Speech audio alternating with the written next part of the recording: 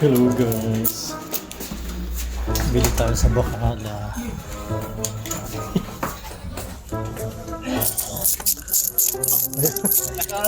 Oo.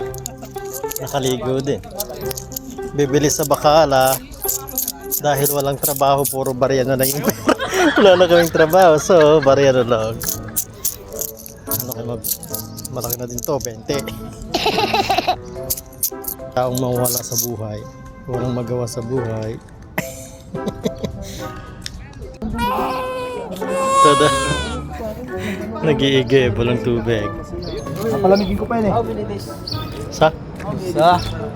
What's happened? No water, too much problem here now. Oh, much problem. Broken the pipe. Suli! Kala ng magulang mo na OFW kasi may record ka sa uwa. Oo nga. Dapat ipaglaban.